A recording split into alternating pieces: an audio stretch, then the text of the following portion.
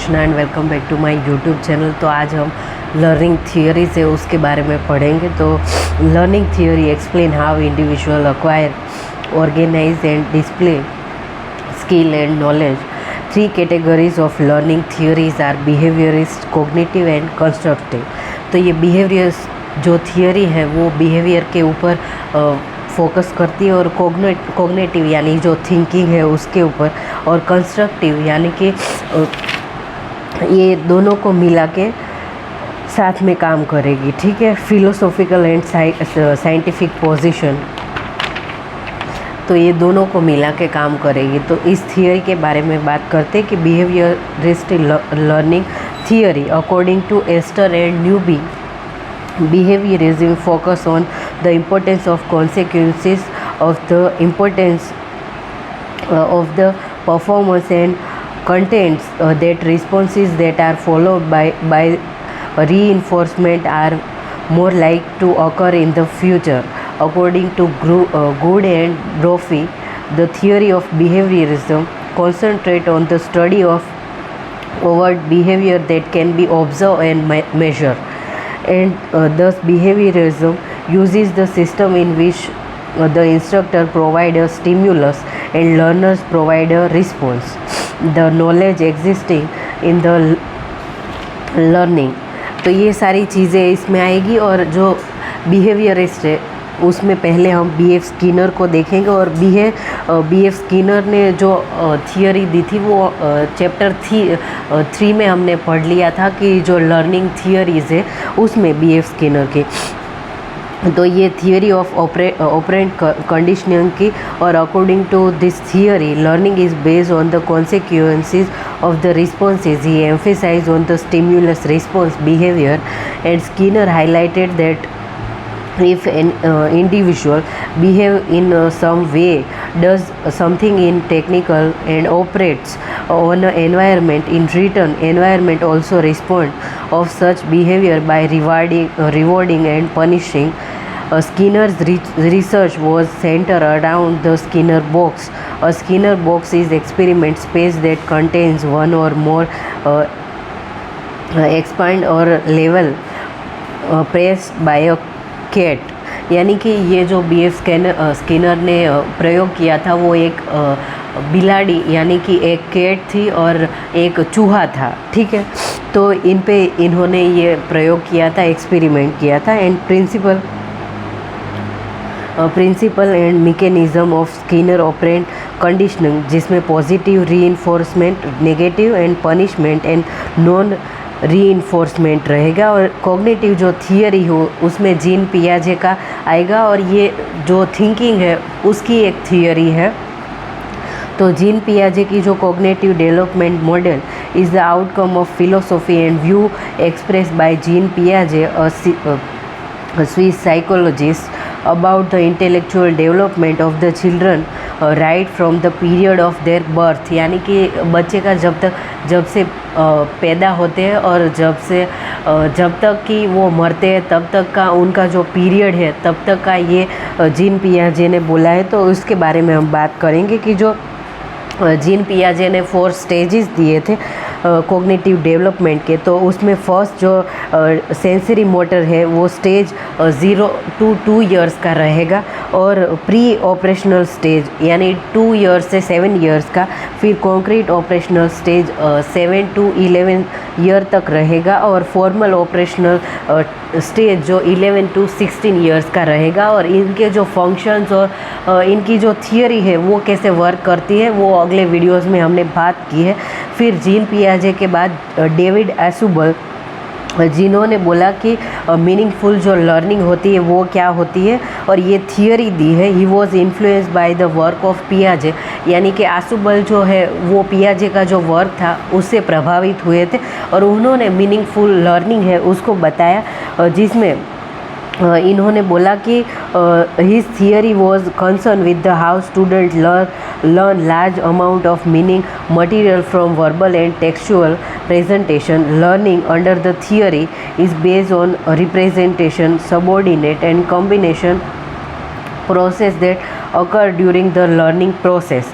तो इसमें आशुबल ने 4 प्रोसेस के बारे में बात की है, जिसमें डिविएटेड सबमिशन, फिर कोरिलेटिव सबमिशन, फिर super ordinate learning and combinational learning. तो ये 4 जो लर्निंग है उसके बारे में डेविड आशुबल ने बात की है, जिसमें डेरिवेटिव सबमिशन है, उसमें situation the new information that pupil learns is an instant example of a concept they have already learned, and correlative submission it enriches the higher level of concept। और third जो है वो superordinate learning है, lot of example of a concept are known but the concept is unknown until it taught to pupil।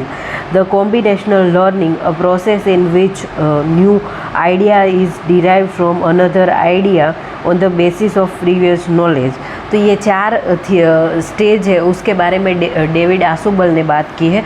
फिर Jerome Bruner की theory है, उन्होंने cognitive and educational psychologist थे और उन्होंने वो बिलीव करते थे कि classroom learning should take place in indirectly specific to generalization। He argued that school wasted time matched to the complexity of the subject to child's cognitive stage of development, and he believed that complex idea first should be taught at a simplified level, then the level of subject should be increased gradually. यानी कि पहले हमें बच्चों को simple चीज़ें हैं वो सिखानी चाहिए, और जो स्कूल है वहाँ पे टाइम वेस्ट होता है और ये कोई काम की चीज़ नहीं, ऐसा जेरोम ब्रूनर ने बोला। और उन्होंने बोला कि जो सिंपल चीज़ें हैं उनको बच्चों को पहले सिंपल चीज़ें सिखानी चाहिए और उसके बाद उनका लेवल है वो हाई करना चाहिए। उन्होंने बताया कि जो थियरी है उसमें मोड से इनएक्टिव स्टेज जो बर्थ से 3 इयर्स का रहेगा, फिर आइकॉनिक स्टेज जो 3 से 8 इयर्स का रहेगा, और सिंबॉलिक स्टेज फ्रॉम 8 इयर्स तक रहेगा। और इनएक्टिव जो स्टेज है उसमें the child learns through the movement और action, it also known the concrete stage.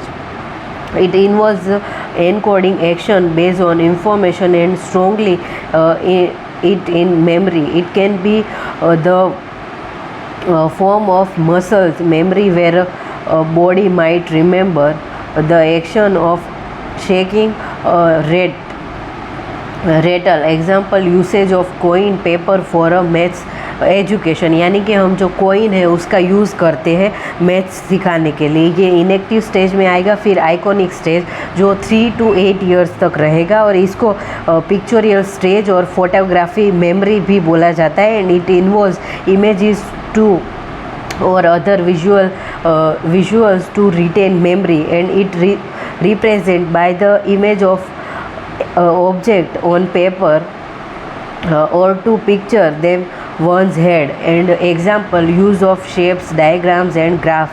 फिर सिम्बलिक स्टेज जो फ्रॉम 8 इयर्स से रहेगा, और इसमें चाइल्ड है वो लर्न करेगा through symbols, and it takes image from the second stage and represent them using words and symbols.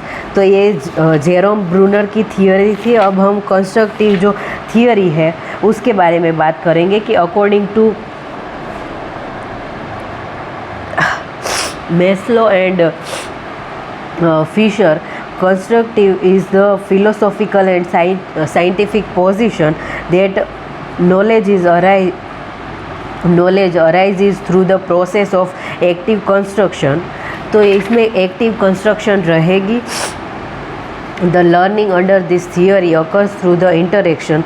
The information is received through the guidance of a peer or instructor, and the learner creates a knowledge through the exchange of knowledge with his peers।